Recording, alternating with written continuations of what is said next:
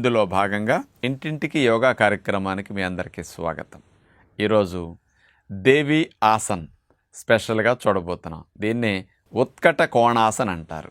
మనకి నాట్య ప్రదర్శన చేసేటప్పుడు దేవీలకు సంబంధమైన భంగిమలు పెట్టి చూపిస్తుంటారు కదా, అలాంటి దేవతల పోజు శరీరానికి పెట్టి ఉంచుతాం కాబట్టి ఆ పేరు పెట్టడం జరిగింది.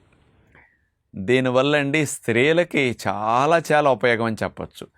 పెల్విక్ ఏరియాకి అంటే యూట్రస్కి, ఓవరీస్కి డెలివరీ ఫ్రీగా అవ్వాలన్నా, ప్రెగ్నెన్సీ రావాలన్నా, ఋతుక్రమం ప్రాబ్లమ్స్ లాంటివి లేకుండా ఉండాలన్నా చాలా బాగా హెల్ప్ చేస్తుంది. అసలు ప్రేగుల్లో కదలికలు బాగా పెంచి, ముఖ్యంగా మలం ప్రేగులో మోషన్ బాగా అవ్వటానికి, గ్యాస్ట్రిక్ ఇష్యూస్ని తగ్గించడానికి కూడా ప్రేగుల మీద ప్రత్యేకంగా పనికొంచేది ఈ దేవి ఆసన్.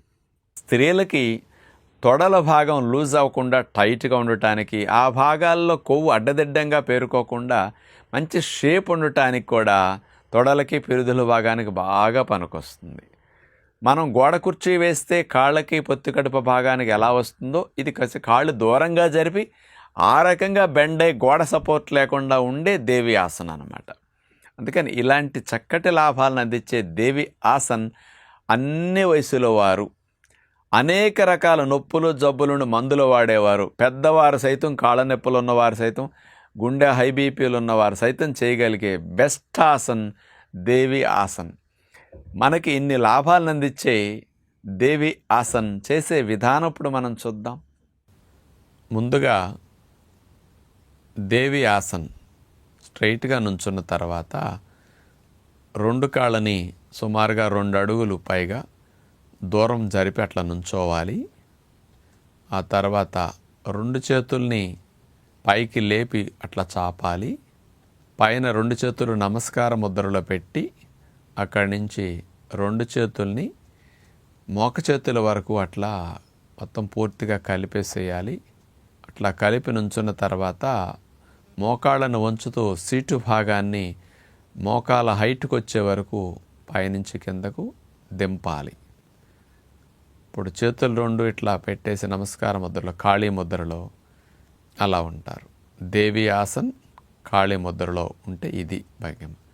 ఇలాగే కదలకుండా ఉండటం ద్వారా ఒక 2-3 నిమిషాలు అట్లా ఉంటే కాళ్ళకి మంచి బలం వస్తుంది. పిక్కలు, తొడలు ఇవన్నీ బాగా దృఢంగా తయారవుతాయి. అసలు నొప్పులు లేకుండా ఎన్నో గంటలు పని చేయటానికి మీ స్టామినా లెవెల్స్ బాగా పెరుగుతాయి. ఎందుకంటే శరీరం మొత్తాన్ని అట్లా కాళ్ళని బెండ్ చేసి ఆపటం వల్ల ఎనర్జీ లెవెల్స్ కూడా ఎక్కువ ఖర్చు అవుతాయి. ఫ్యాట్ బర్నింగ్ బాగా స్పీడ్గా ఉంటుంది. ఈ దేవి ఆసన్ ఖాళీ ముద్ర వేసి అట్లా కనుక ఉంచగలిగితే, అట్లా ఉండగలిగినంతసేపు ఉండి, ఉండలేనప్పుడు మెల్లగా గాలి పీల్చుకుంటూ పైకి లెగుస్తారు. ఎవరికైనా మోకాళ్ళ నొప్పులు తీవ్రంగా ఉంటే వాళ్ళు చేయటం కొద్దిగా కష్టంగా ఉన్నవారు మానేసేయచ్చు. మిగతా వారందరూ మోకాళ్ళ నొప్పులు ఫస్ట్, సెకండ్ స్టేజ్లో ఉన్నవారు కూడా ఇబ్బంది ఏముండదు, 3rd స్టేజ్ వరకు కూడా చేయగలుగుతారు.